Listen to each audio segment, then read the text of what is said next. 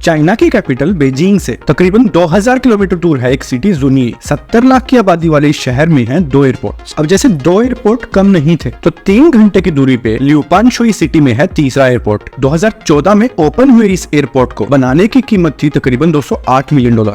लेकिन इस एयरपोर्ट से ज्यादा कमर्शियल फ्लाइट्स ऑपरेट नहीं होती। कुछ दिन तो ऐसे होते हैं जहां इस एयरपोर्ट से कोई फ्लाइट शेड्यूल ही नहीं होती। ऐसे दिनों में आपको इस खाली पड़े एयरपोर्ट पे कुछ सिक्योरिटी गार्ड्स और क्लीनर्स के अलावा शायद ही कोई दिखाई दे। इस पहाड़ी रीजन में आपको इन एयरपोर्ट्स के अलावा महंगे ब्रिजेस, टनल्स और रोड्स का इंफ्रास्ट्रक्चर भी मिलेगा। और ऐसा नहीं है कि इस रीजन में इंफ्रास्ट्रक्चर की जरूरत नहीं थी, लेकिन करोड़ों चाइनीज को गरीबी से निकालने वाला इंफ्रास्ट्रक्चर आज चाइना के लिए एक बड़ा सरदर्द बन चुका है। पर इंफ्रास्ट्रक्चर इकलौती प्रॉब्लम नहीं है चाइना के लिए। बेरोजगारी, डूबती प्रॉपर्टी मार्केट, यूएसए के साथ बढ़ता ट्रेड वॉर और तेजी से बूढ़ी होती पॉपुलेशन जैसे इश्यूज की एक लंबी चौड़ी लिस्ट है चाइना के सामने। अब चाइना की सिचुएशन इसी बात से समझ सकते हैं कि जहां पूरी दुनिया महंगाई से जूझ रही है, वहीं चाइना परेशान है कम होते प्राइसेस से। तो ऐसा क्या हुआ कि पिछले तकरीबन 30 सालों से दुनिया की फास्टेस्ट ग्रोइंग इकोनॉमी रहने वाला चाइना 90s के जापान की तरह लॉस्ट डेकेड ऑफ ग्रोथ की तरफ बढ़ रहा है।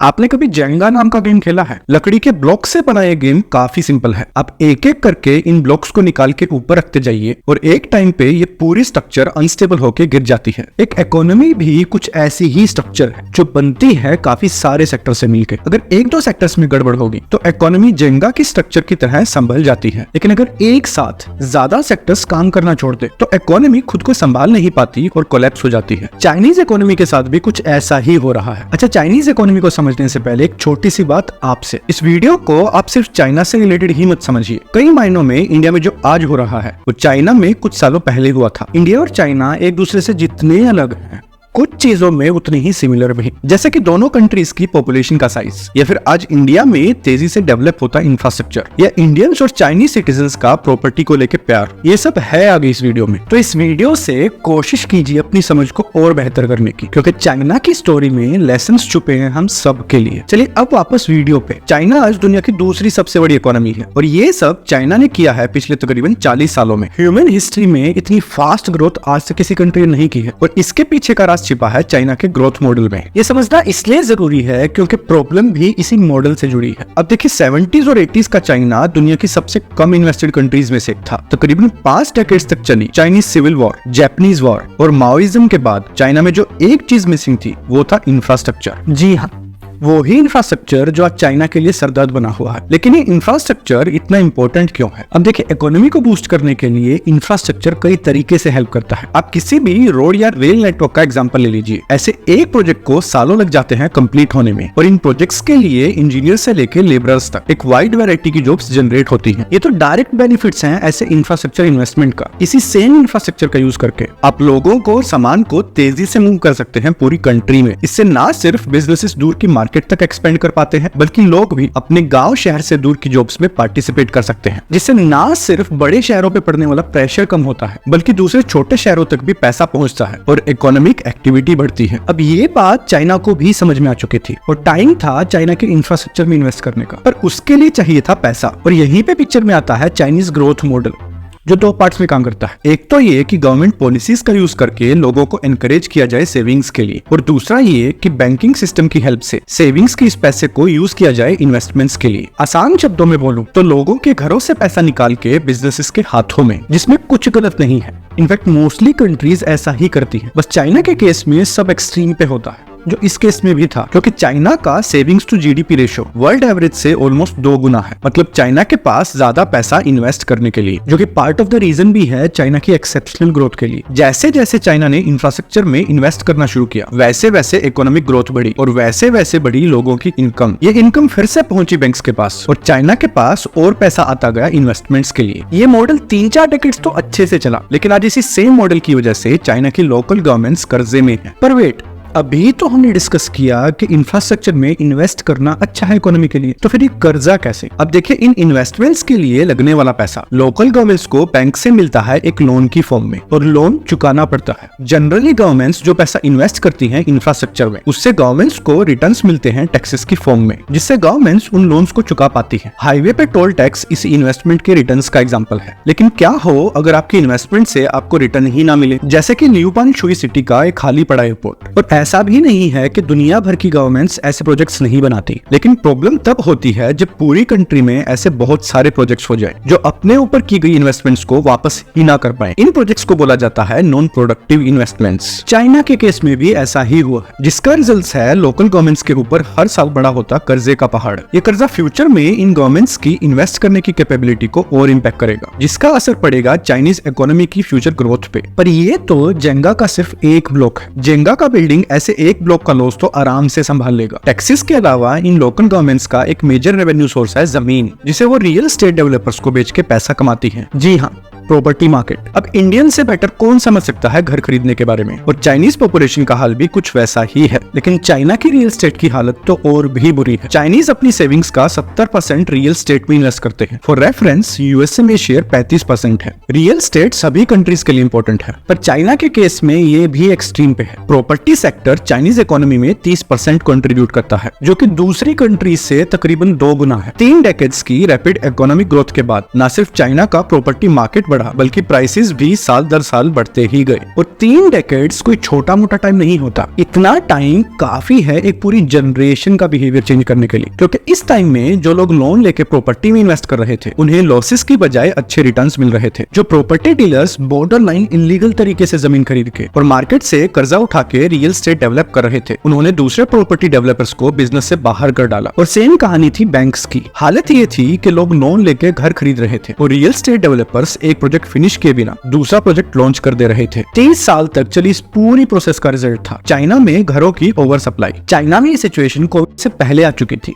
कोविड ने बस चीजों को बद से बदतर बना दिया, क्योंकि कोविड के आते ही मार्केट में घरों की डिमांड ओवरनाइट गायब, और उसका रिजल्ट रियल एस्टेट कंपनीज ढेर सारे कर्जे में, जिससे वो अपने प्रोजेक्ट्स फिनिश नहीं कर पा रही, और लोगों के बुक किए गए घर उन्हें डिलीवर नहीं हो रहे, जिससे सिटीजन्स अपने लोन्स की पेमेंट देने से मना कर रहे हैं। और याद रखिए, प्रॉपर्टी मार्केट का चाइना की जीडीपी में शेयर। इतने बड़े साइज की मार्केट में पूरा पोटेंशियल होता है पूरी इकोनॉमी को क्रैश करने का। इनफैक्ट 2008 के फाइनेंशियल क्राइसिस की जड़ें भी यूएसए की प्रॉपर्टी मार्केट से जुड़ी थी, जिसकी वजह से पूरी दुनिया ने रिसेशन फेस किया था। अब यूएसए तो उस सिचुएशन से निकल गया, पर चाइना अगर इस सिचुएशन को ओवरकम कर भी लेता है, तो भी चाइना की प्रॉपर्टी मार्केट शायद ही कभी पहले जैसे दिन देख पाए, क्योंकि चाइना की पॉपुलेशन ऑलरेडी श्रिंक होना शुरू हो चुकी है। इसलिए चाइना में घरों की डिमांड शायद ही कभी पहले के पीक लेवल्स तक जा पाए। अब अगर आपको जेंगा का रेफरेंस याद है, तो आपको चाइनीज इकोनॉमी के ब्लॉक्स में हलचल तो दिखने लगेगी, पर जेंगा को गिराने के लिए ये हलचल काफी नहीं है। लेकिन इन ब्लॉक्स की वजह से हिल रहे हैं दूसरे ब्लॉक्स, जैसे कि इंफ्रास्ट्रक्चर प्रोजेक्ट्स हो या हो प्रॉपर्टी मार्केट। ये दोनों ही सेक्टर्स किसी भी कंट्री के लिए बहुत ही बड़े जॉब जनरेटर्स हैं। चाइना के लिए भी इसे और कॉम्प्लिकेट कर दिया चाइना की टेक इंडस्ट्री पे कम्युनिस्ट पार्टी के क्रैकडाउन ने, जो जनरेट करती है high paying jobs. In fact China की यंग पॉपुलेशन में जून महीने का अनएम्प्लॉयमेंट रेट रिकॉर्ड 21% था, जिसके बाद चाइना ने ये डेटा ही पब्लिश करना बंद कर दिया। एक तरफ जहां नई जॉब्स क्रिएट नहीं हो रही, वहीं दूसरी तरफ वर्कफोर्स में हर साल एंटर हो रहे हैं नए ग्रेजुएट्स। 2023 में वर्कफोर्स में शामिल होने वाले इन ग्रेजुएट्स का नंबर 1 करोड़ से भी ज्यादा है। पर सिर्फ नंबर्स काफी नहीं है चाइना जैसी कंट्री को समझने के लिए। Peterson Institute of International Economics के प्रेसिडेंट एडम पोसेन का मानना है कि चाइना जैसी ऑथोरिटेरियन रिजीम्स एक पैटर्न फॉलो करती हैं। पहले ऐसी कंट्रीज में पॉलिटिकली कंप्लायंट बिजनेसेस को ग्रो करने का मौका दिया जाता है, जिसके बाद आता है ग्रोथ का पीरियड। एक बार जब गवर्नमेंट लोगों की सपोर्ट हासिल कर ले, तो वो और कंट्रोल हासिल करने के लिए डिफरेंट तरीकों से इकोनॉमी में दखल देना शुरू करते हैं। अनसर्टेनिटी के इस माहौल में सिटीजन्स और बिजनेसेस अवॉइड करते हैं पैसा खर्च करना। इस मनी का फ्लो रुकते ही रुक जाती है कंट्री की ग्रोथ।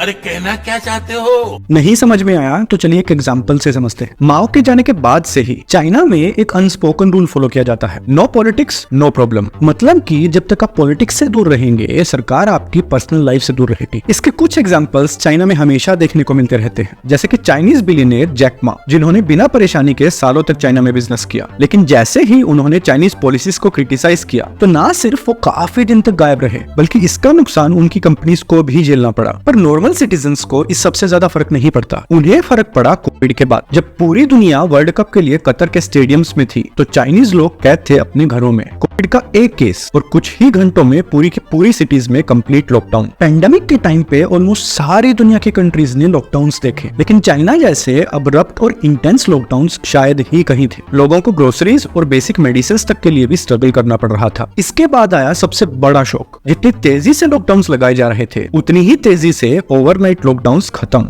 कोविड के लिए चाइना की कम्युनिस्ट पार्टी के रिस्पॉन्स ने लोगों के सामने ये तो क्लियर कर दिया था कि चाइना में अल्टीमेट डिसीजन मेकर है कौन। चाइनीज गवर्नमेंट लोगों की प्रायोरिटीज को कंसीडर किए बिना रैंडम डिसीजंस ले सकती है, ये बात तो लोगों को समझ आ चुकी थी। एक तरफ जनरेशन से सेफ माने जाने वाली प्रॉपर्टी मार्केट्स में डूबती लोगों की लाइफ सेविंग्स, तो दूसरी तरफ गवर्नमेंट के ऐसे डिसीजंस, गवर्नमेंट के ये ना समझ जाने वाले डिसीजंस मजबूर करते हैं लोगों और बिजनेसेस को कंट्रोल अपने हाथों में लेने के लिए। वो पहले से कम इन्वेस्ट करते हैं, कम पैसा खर्च करते हैं और ज्यादा से ज्यादा कैश अपने पास रखना चाहते हैं। लोग पैसा स्पेंड नहीं करेंगे तो मतलब इकोनॉमी में डिमांड की कमी तो बिजनेसेस की सेल्स में कमी। उनका रेवेन्यू हिट होगा तो उन्हें लोगों को जॉब से निकालना पड़ेगा। गिरती सेल्स नए बिजनेसेस को डिस्करेज करती हैं और इन्वेस्टमेंट करने से। फेल होते बिजनेसेस से न सिर्फ लोगों की जॉब जाएंगी बल्कि इन्वेस्टमेंट ना होने की वजह से नई जॉब्स क्रिएट भी नहीं होंगी। मतलब लोगों के पास पैसा और कम जाएगा और वो और भी कम स्पेंड करेंगे। इस पूरी सिचुएशन का एक कॉन्सिक्वेंस ये होता है कि कंट्री में गुड्स और सर्विसेज के प्राइस गिरने लगते हैं, मतलब कि डिफ्लेशन, जो कि चाइना में ऑलरेडी हो रहा है। अब तक तो आपको जेंगा की ये बिल्डिंग हिलती हुई महसूस होनी शुरू हो चुकी होगी और ये न्यूज न सिर्फ चाइना के लिए बुरी है बल्कि पूरी दुनिया के लिए भी, क्योंकि आने वाले सालों में दुनिया की टोटल ग्रोथ का 22% अकेले चाइना से आएगा। मतलब कि चाइना की 1% ग्रोथ के साथ दुनिया 0.3% ग्रो करेगी और एक कमजोर होती चाइनीज इकोनॉमी इंपैक्ट करेगी पूरी दुनिया को। इंडिया भी इससे बचा नहीं रह सकता। आपको ये तो पता होगा कि चाइना दुनिया का सबसे बड़ा एक्सपोर्टर है, लेकिन इसके साथ साथ चाइना दुनिया का दूसरा सबसे बड़ा इंपोर्टर भी है। ऐसे में चाइनीज इकोनॉमी में हुई हलचल पूरी दुनिया के बिजनेसेस को इंपैक्ट करेगी, जैसे कि ब्राजील, ऑस्ट्रेलिया जैसी मिनरल एक्सपोर्टिंग कंट्रीज या फिर साउथ कोरिया और ताइवान जैसी हाई टेक प्रोडक्ट सप्लाई करने वाली कंट्रीज। और कोविड के बाद से ही चाइनीज टूरिस्ट ने पहले जितने नंबर्स में अभी तक दुनिया भर में ट्रैवल करना शुरू नहीं किया है। चाइनीज इकोनॉमी की current situation tourism dependent countries की मुश्किलें और बढ़ाने वाली है। इस फ्रंट पे इंडिया रिलेटिवली सेफ है क्योंकि चाइना के साथ इंडिया के इंपोर्ट्स कहीं ज्यादा हैं एक्सपोर्ट से। तो एटलीस्ट एक्सपोर्ट साइड से तो इंडियन बिजनेसेस को ज्यादा रिस्क नहीं है चाइना के साथ। लेकिन अगर चीजें और खराब होती है तो चाइना से आने वाले इंपोर्ट्स एक कंसर्न हो सकता है इंडिया के लिए, specially active pharmaceutical ingredients, solar photovoltaic cells और इलेक्ट्रिक व्हीकल्स के बैटरी पार्ट्स जैसे सेंसिटिव प्रोडक्ट्स। पर उससे बड़ा इंपैक्ट हो सकता है इंडिया के ओवरऑल एक्सपोर्ट्स पे, क्योंकि एक स्लो होती चाइनीज इकोनॉमी दुनिया की ग्रोथ को भी स्लो करेगी। तो ऐसे में चाइना के साथ ना सही लेकिन बाकी कंट्रीज को जाने वाले इंडिया के एक्सपोर्ट्स पे इसका असर जरूर पड़ेगा। ठीक वैसे जैसे रशिया यूक्रेन कॉन्फ्लिक्ट की वजह से यूरोप में आई महंगाई ने नेगेटिवली इंपैक्ट किया इंडिया के एक्सपोर्ट्स को। तो आखिर चाइना क्या कर रहा है इस सिचुएशन से निपटने के लिए और क्या ऑप्शंस है चाइना के पास? अब देखिए, मोस्टली इकोनॉमिस्ट का मानना है कि नॉन प्रोडक्टिव इंफ्रास्ट्रक्चर प्रोजेक्ट्स में इन्वेस्ट करने की बजाय चाइना को जरूरत है कंज्यूमर स्पेंडिंग बढ़ाने की, जैसे कि यूएसए ने किया था कोविड के बाद, जब यूएस सेंट्रल बैंक ने नए नोट्स प्रिंट करके लोगों को पैसे दिए थे, जिससे लोग फिर से पैसा खर्च करना शुरू करें और इकोनॉमी के चक्के फिर से घूमना शुरू हो। इससे कंट्री में महंगाई तो बढ़ी लेकिन इकोनॉमिक ग्रोथ नहीं रुकी। पर चाइना इस मॉडल को नहीं मानता। उनका मानना है कि जरूरी नहीं है जो मॉडल वेस्ट में काम करता है वो सेम मॉडल